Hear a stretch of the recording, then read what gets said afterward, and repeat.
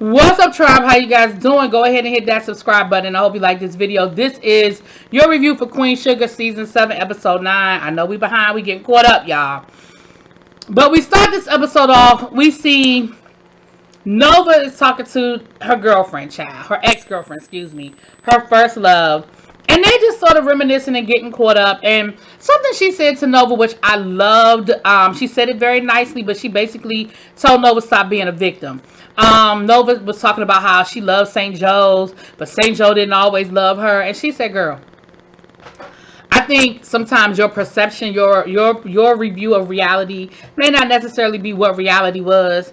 And, stop looking at yourself as a victim, And I think because what we've learned about Nova throughout this whole show is that Nova has a lot of self-inflicted wounds. And it's easy to see, oh, I was a victim. But girl, you created some of your own problems. Okay, let's just call a thing a thing.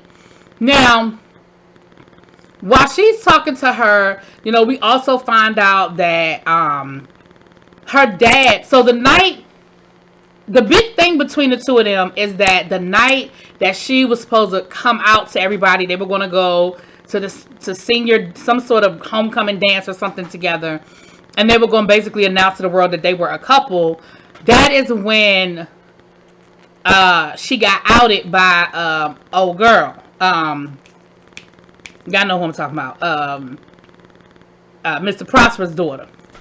And so she said, the way my dad looked at me, it just changed everything. And I just sort of ran away. And I'm sorry I left you hanging. But, I was kind of processing my own bull hockey, okay? Now, with that being said, she said, well, your dad used to come by the restaurant all the time. And she was like, I don't think you understand how much that means to me that my dad sort of reached out to you and in his own way tried to sort of make amends. He encouraged her to reach out to Nova, to try to talk to Nova. And Nova was like, wow, I wish you had, but you just don't know how much it means to me to find out that my dad tried, right? So they had a moment. That was cool. I'm gonna just go ahead and knock them on out the box. At the end of the episode, they had this whole moment where they were dancing and they would basically reliving the moment if they had gone to the dance together, kind of thing. And Nova, and it gets a little sticky, icky. And I mean, they don't cross no lines. Well, they walk to the line. But Nova says, my boyfriend will be back tomorrow. And old girl was like, child, just live in the moment. Like, we'll deal with him when he get here, okay? We're going to deal in the moment right now. So that's them, child. So while this is going on, Ava and Hollywood are dealing with the fact that the boys are gone. And it's left a void. And they decide that they are going to put in their paperwork again to try and be foster parents, because the big thing with them not being able to they got the roadblock with the foster parent is because they had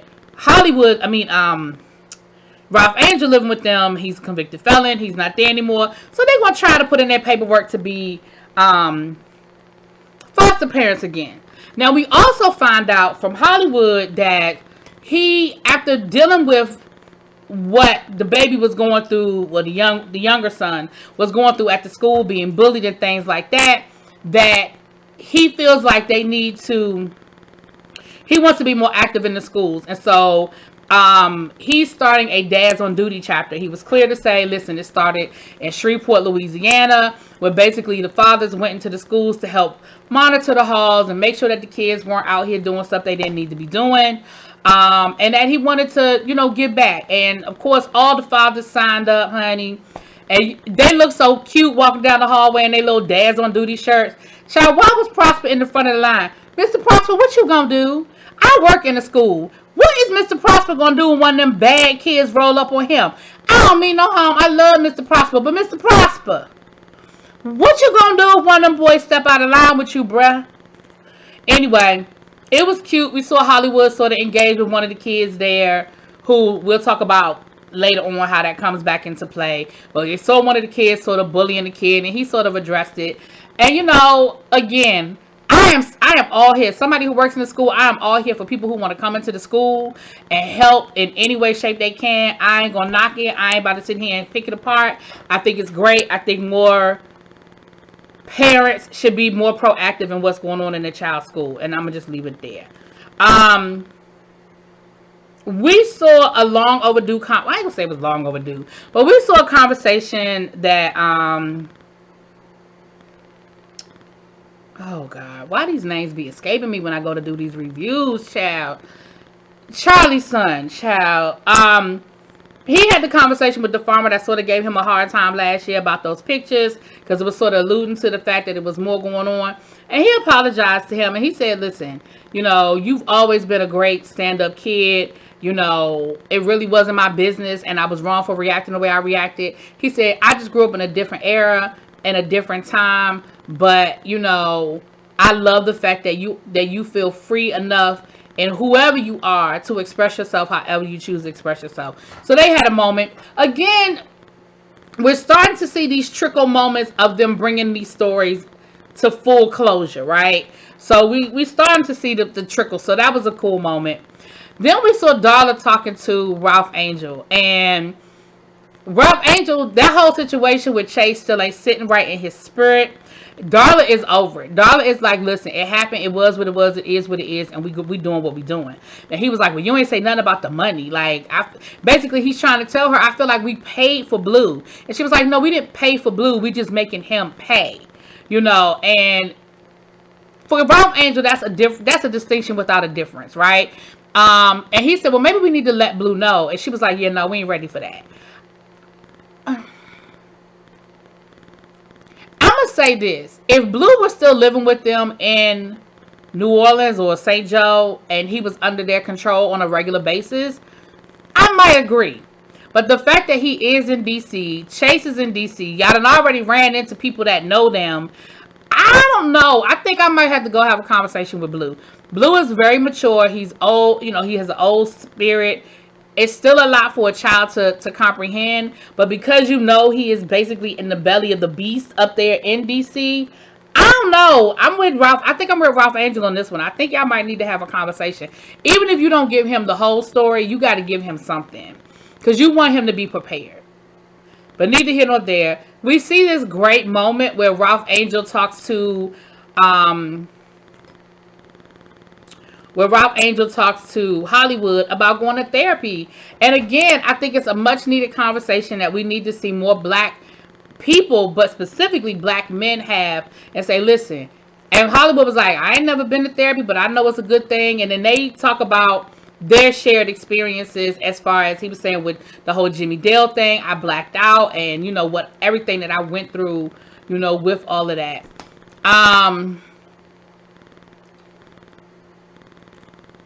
We have a moment, which I kind of saw this coming.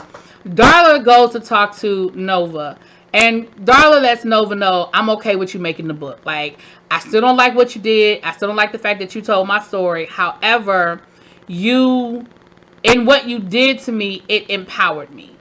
And so I want to thank you for giving me that moment, that you sort of empowered me. And so I appreciate that. So they're going to make the movie, child. But we saw that coming. I saw it coming, you know. Nova is getting ready to go down to the school board and defend the fact that they trying to ban her book, right? Again, I think this was an unnecessary storyline that they've added to a final season in what episode I say we were on? Episode 9 or something.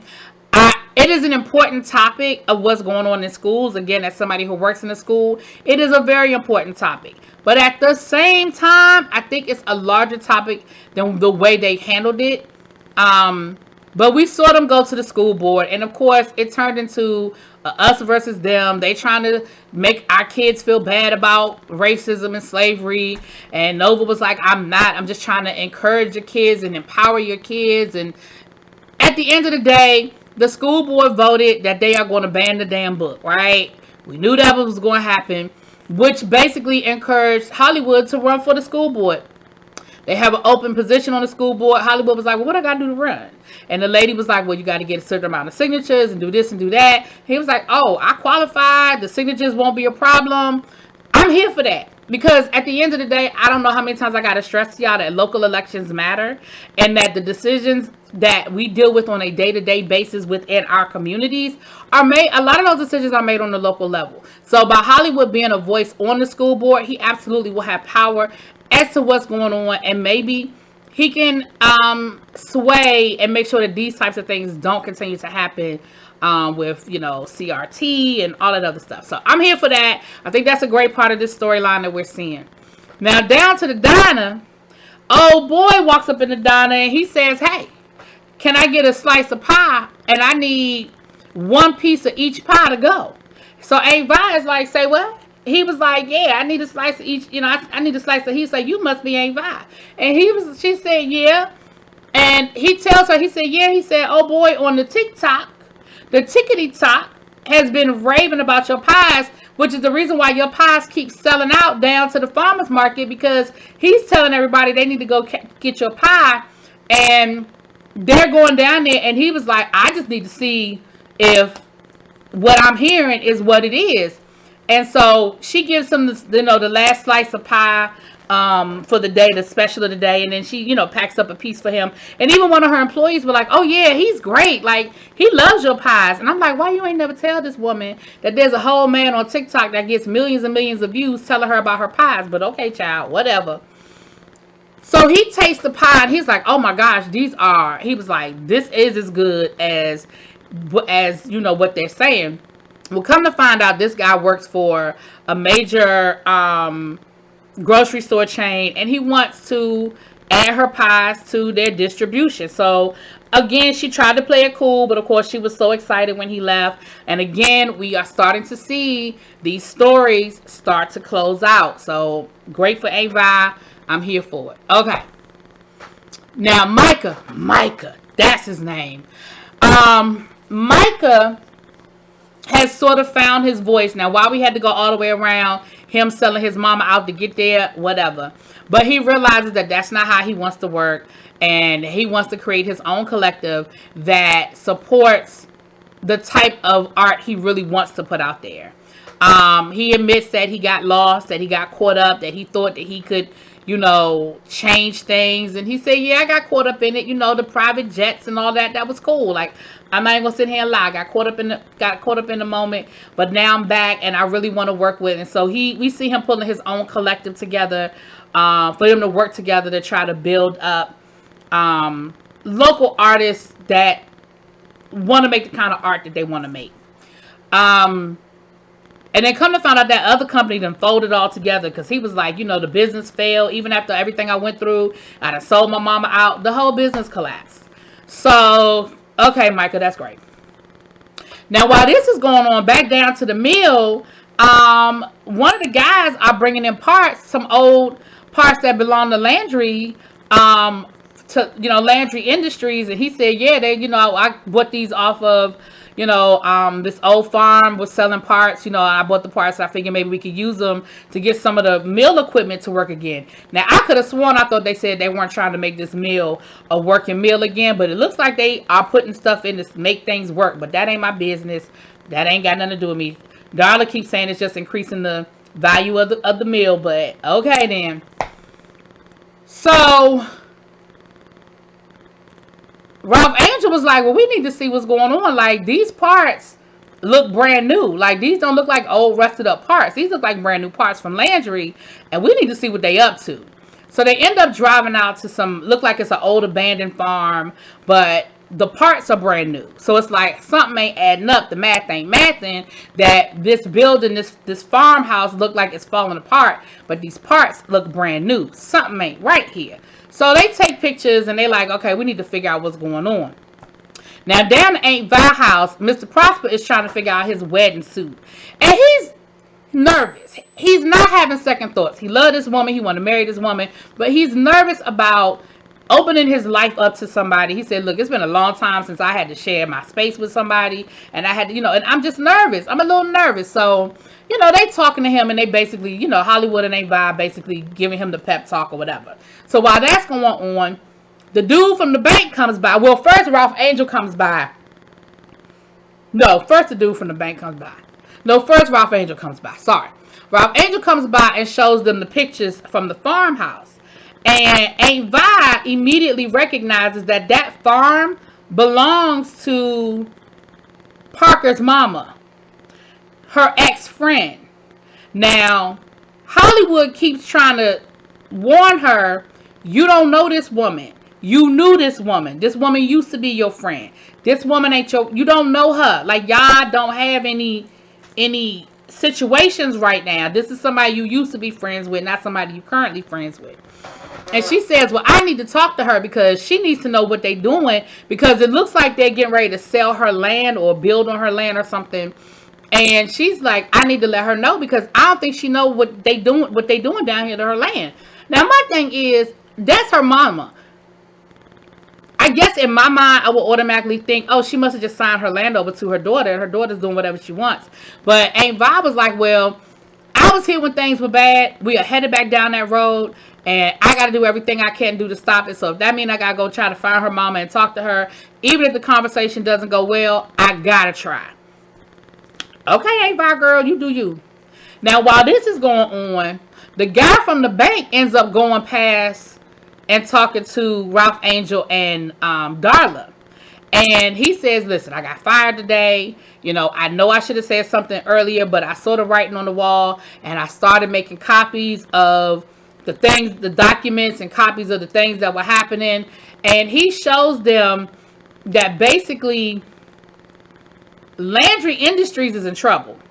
They're behind on all of their bills, but of course, because he's a white farmer, he's getting all of the benefits that the black farmers aren't getting. He has copies of the paperwork that shows that woman that lost her land, the farmer that lost her land, he has copies of her application showing that she put her application in well in advance, that she should have gotten the assistance to save her farm.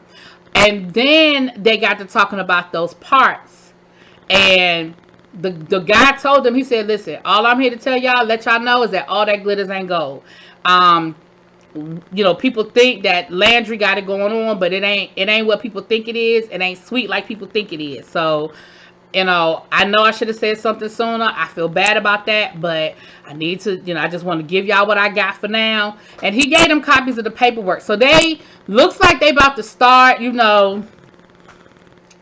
putting all these pieces together and figuring it all out. So anyway, I know I'm behind. I'm going to get us caught up, y'all. But let me know what y'all think. I'll talk to y'all later. Peace.